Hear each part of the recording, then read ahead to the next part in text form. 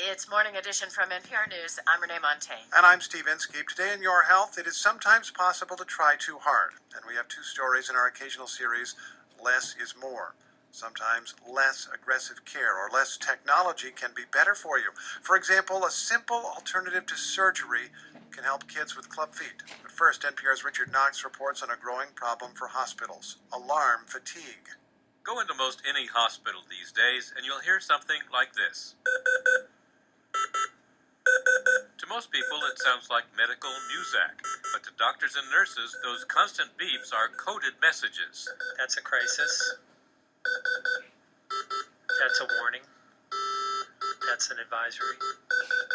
That's a crisis. James Pipenbrink is Chief Clinical Engineer at Boston Medical Center. We're on 7 North, a cardiac care unit with 24 sick patients wired up to various monitors. And each of them may have multiple alarms occurring. Pipenbrink and his colleagues added them up. 7 North was averaging close to 12,000 alarms a day. Deborah Whalen, a nurse manager here, says it was producing alarm fatigue.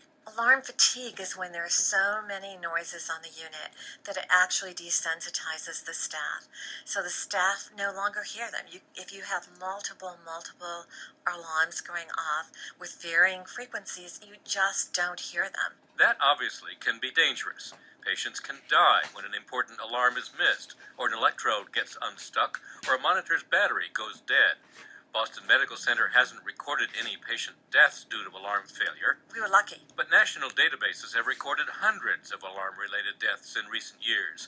And the known alarm deaths are just the tip of an iceberg, says Dr. Anna McKee, Chief Medical Officer of a quality control group called the Joint Commission. It is pervasive in almost any accident that occurs in a hospital.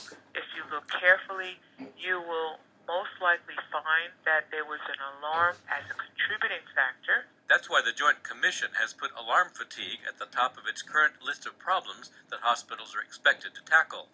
McKee says technology has gotten out of control. We have devices that beep when they are working normally. We have devices that beep when they're not working. Boston Medical Center is one of the few hospitals that apparently have conquered alarm fatigue.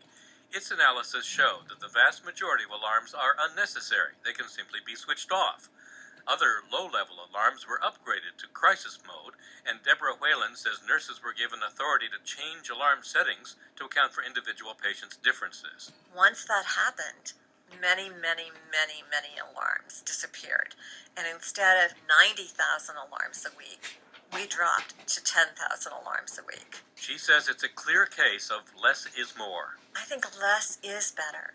If you have more and more data, more and more alarms, more and more technology, bad data in, bad decisions made. Doreen, the call line 1. Doreen, line 1. On 7 North and throughout Boston Medical Center, you can easily hear the difference. That was several seconds without an alarm. Nurse Amanda Garrity says when a crisis alarm does sound, the staff can easily hear and respond. It's a lot more manageable. How's your life changed? It's a lot more pleasant being at work. I don't go home and I don't sleep and hear alarms in my dreams anymore. The hospital says patients like it better too. For one thing, when they press the nurse call button, the nurse is more likely to hear it. Richard Knox, NPR News, Boston.